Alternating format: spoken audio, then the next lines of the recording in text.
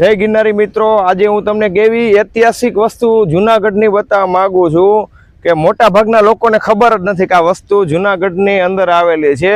અત્યારે હું જે રોડ ઉપર ઊભો છું તે ભેસાણથી જુનાગઢ તરફ જતો રોડ છે અને અહીં એક ઐતિહાસિક વાવ આવેલી છે જે મારી બાજુમાં વાવ છે।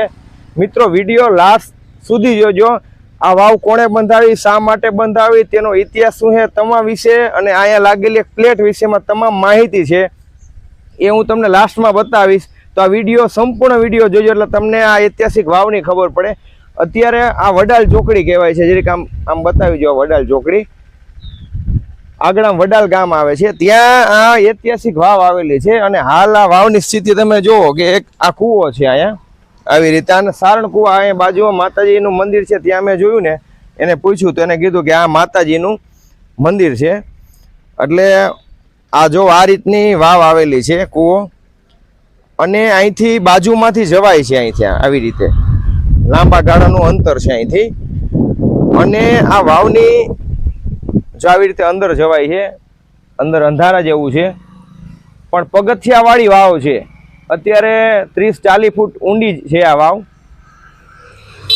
અહીંથી જવાય એમ છે। હાલ તો આ તૂટી ગઈ છે બાજુમાં, અને જે તે વખતે આ વાવ બંધાવવાનો મુખ્ય હેતુ અહીંથી નીકળતા તમામ લોકોને પાણી પીવા મળે, અને પેલા ગાડા લઈને જતા ખેડૂતો, તો એ ઉદ્દેશ્યથી આ બનાવેલી છે। એ ઉદ્દેશ્યથી આ વાવ બનાવેલી છે કે અહીંથી ભેસાણથી જે લોકો જુનાગઢ તરફ જતા ગાડા લઈને જતા, વચ્ચે પાણી પીવાની પશુને ક્યાંય વ્યવસ્થા નહોતી, તો એ સમયમાં અમુક દાતાશ્રીઓને ખ્યાલ આવ્યો કે આ લોકોની પાણીની જરૂરિયાત છે, તો એ હેતુથી આ વાવ બંધાવેલા। આ વાવ કોણે બંધાવી એનો ઇતિહાસ અહીંયા પ્લેટ ઉપર છે। અને બીજું કે હાલ આ વાવ છે ને મિત્રો ખંડેર હાલતમાં છે, આ જોઈને બહુ દુઃખ થાય છે।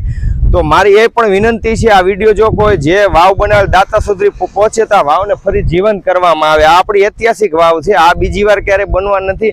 હવે આવનારી પેઢીને આ વાવની માહિતી મળે એ હેતુથી આ વિડીયો બનાવેલ છે। અને અહીંયા બાજુ માતાજી છે, હું દર વખતે ખોડિયાર મંદિરે આવું છું, એનું એમ કહેવાનું તો આ સારણ કુવા તરીકે ઓળખાય। હું જો તમને એ પ્લેટ બતાવવા માંગુ છું મિત્રો, જો અહીંયા પ્લેટ છે એ અહીંયા લીખું લે છું, આ 1945 ની અંદર આ વાવ બનેલી છે। નીચે અહીંયા એવું લખેલું છે, અહીં લખ્યું છે કે આ વાવ નામદાર શ્રી શ્રોટ સરકાર ચેરિટેબલ મહેમાન નંબર 7108 અને 1944 થી મંજૂરી મેળવી સાર્વજનિક પીવા માટે દોષી લખેલું છે। નામ મરખું વચાય એમ નથી। માનસંગ કપૂરચંદે પરોપકાર અને જાત મહેનત ફાળો કરી વડાલના પટેલ નરસિંહ ગોવિંદના સહકારથી આ બનાવેલ છે। હવે વચ્ચે જો અહીંયા તોડી નાખેલું છે એટલે ખબર નહીં હવે અમુક